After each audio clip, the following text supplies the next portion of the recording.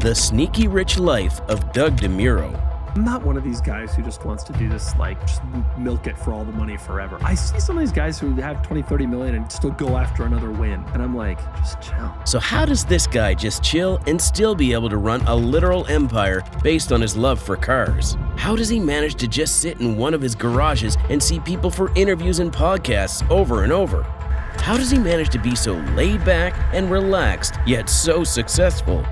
Meet Doug Demuro. A true genius level expert when it comes to car prices. So who is Doug? A lot of people think Doug is my illegitimate son because of a tryst I had with a Hooters waitress. As great as it would be to be Jay's illegitimate son, Doug kind of did something even better. He is a YouTuber turned writer turned internet entrepreneur based in the US with a total of 1.7 billion views, 4.6 million subscribers, and a net worth of $3.5 million. Doug began by making one video a week to building a successful platform to buy and sell luxurious used cars. The world's most expensive Suzuki Sidekick. He then sold it for a staggering amount. But Doug Demuro didn't always have all that in hand. So when I worked at Porsche, I was earning $48,000 a year. That was my salary. Things started off pretty slow, and it all didn't come easy to Doug. But there is something about passion that finds its way through the hardest of times. Sometimes you just need to make the most of what you are best at. Maybe that is what set him apart from the rest of the content creators of his time. Doug knew one thing. He really loved cars. I just love poking around cars. But it wasn't all roses and sunshine. It's been harder than I expected, to be totally honest. Born in Denver, Colorado, Doug Demuro had never really thought he could be a YouTuber. He worked for a car company, which was his real job, in 2013, and after leaving that, he began writing as a career. I was like blogging about cars, and one of my readers at the time was like, hey, you should make videos. In early 2014, at the request of one of his viewers who had seen his vlogs about cars, he started making videos, and that was the beginning of it all. In came one, then two, and then a whole lot more. I put one out there, and then two, and then five, and then 10, and now it's like 900. It all began piling up for Doug, who had never truly understood the power of YouTube earlier. Soon, he started to get the recognition he deserved all around the world. Car enthusiasts began coming. They began tuning in to listen to this quirky young guy who knew a lot about cars and their prices. And the rest is history. I show up at a shoot in a quiet parking lot early in the morning with my backpack and nothing else.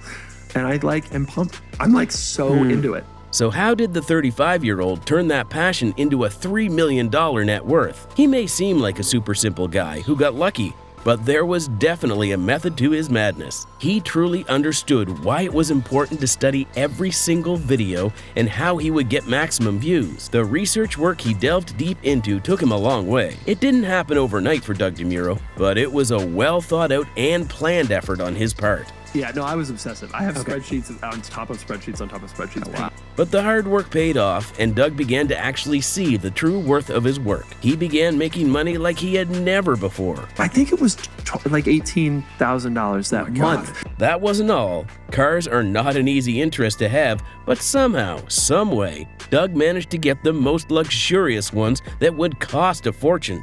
I paid a $1.25 million for this car. Oh my God. So how is Doug different from just any other millionaire dressed in Gucci and Prada from head to toe? Well, you'll wear like khaki shorts like from the early 2000s with like a red polo shirt, and then your white undershirt will be longer than the sleeves of your polo shirt, so it's like hanging out from the sleeves, and like you just dress like horribly even though your videos each get like 2 or 3 million views. For Doug, it was never really about money or riches. He was always a believer in stealth wealth, and that is what makes him 100% unique and relatable. You were originally a journalist for a bunch of different websites where you would write these funny, quirky blogs, then you parlayed that into a YouTube. It was never about the fancy mansions and expensive restaurants for Doug. He had a vision that didn't really include flaunting his wealth out to the world. Even when he would splurge, it was on things of top priority. A lot of my colleagues, all of them, the automaker's doing a press launch. The automaker pays to fly them there and then puts them up in a hotel. I don't do any of that. I fly myself there. I put myself up in a hotel. It was maybe these things about Doug that really attracted the audience. There was a naturalness to him, a simplicity, a wholesomeness that you wouldn't find with other content creators of the same niche. Aside from that car, I didn't like splurge on anything. I kind of like live a certain life, and that's sort of how it's going to be. So where did Doug make all that money? How could he afford all those million-dollar cars and all that splurging? You launched this company called Cars and Bids, which is like almost like eBay, but for different types of cars enthusiasts, so cars from the 80s, 90s, and early 2000s. And then recently you sold the majority of the business to Churning Group for around $40 million, I believe, when it was only like 2 or 3 years old. From the very beginning, Doug was a one-man show and took care of literally everything on his channel. He shot, edited, and starred in his videos himself. I enjoy working by myself, and I think you add people and it adds like friction. Cars weren't just a hobby for Doug. He had delved deep into that world and gave it his every bit. It was serious business for him, and you could see it in the way he presented it to the world. I feel like as a car reviewer, I feel like I'm more of a journalist than a entertainer. So what would you do if you came from no money and couldn't put up a mega show on YouTube with every video budget exceeding $1 million? I was like, if I could just bring like an analytical approach to this, that will be a differentiator. Not everyone is Mr. Beast, so you become Doug Demuro and steadily but silently work your way up to the top and makes waves even though you don't really show it off to the world. I would look at their stuff and be like, I really wish that I could be like them. All of the foundations of his actual internet entrepreneurship with carsandbids.com, with years and years of effort put into his YouTube channel. For Doug, it was always about putting up the best possible information out there, and he built a loyal audience with that same attitude. They trusted him with anything, and he made the right predictions. I kind of knew what I thought would go up in value, and look what happened. Starting from scratch, Doug knew he had to make the most of his talent rather than budget. Because that was one of the coolest things about YouTube for so long, that like you could do it without all that much money. And that's exactly what landed him in the top position of car YouTubing. Doug Demuro was not just any man, he was a businessman, and he had that mindset from the very beginning. Growing up with a mediocre lifestyle makes you want to change a few things about yourself. He always had a vision of turning his YouTube audience into something much more grand. With YouTube, it controlled every aspect of his career, but when he ventured into carsandbids.com, he took the reins into his hands. Refreshingly, he has never shied away from sharing this wisdom. Like I tell all my friends now in this space, like you need to start businesses. From the very beginning, he understood the flimsy nature of an online presence. This isn't gonna last forever. And I beg people, my fellow YouTubers, to understand that. Like the audience will, no matter how hot you think you are right now, the audience will get tired of you. You will wish that you had done this. And I don't think you want to be sitting there in 5 years when your videos are getting a quarter of the views they are saying, damn, I wish I had tried something. The level of dedication he put up in his work was unreal.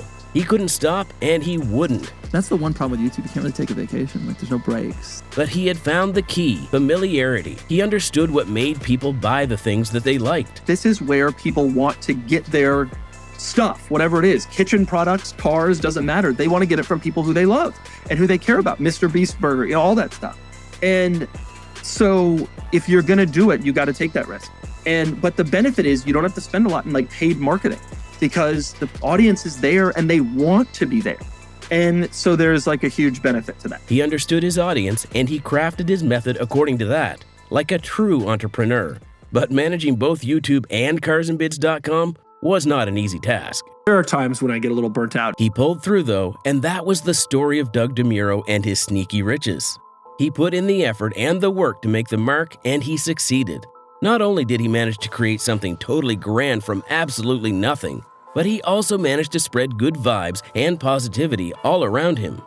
Although many of us start with those dreams in our eyes, it is hard to actually follow through. But Doug Demuro was a different breed, and he did what many just simply couldn't even imagine. Doug stands as an amazing example of starting small and breeding it into something so grand, the world is bound to pay you some attention. The journey from a YouTube channel to a full-fledged company was not easy, but he made it even better every single passing day. He sold the majority of his car auction site to Churning Group for $40 million and still remains one of the most relevant authorities in the niche when it comes to car pricing. Congratulations on all your success. I remember you started out and then you come up, we did the YouTube thing with the F1 and all. Yeah. Look at us now. Yeah, no, it's great. It's great to see how successful you've become.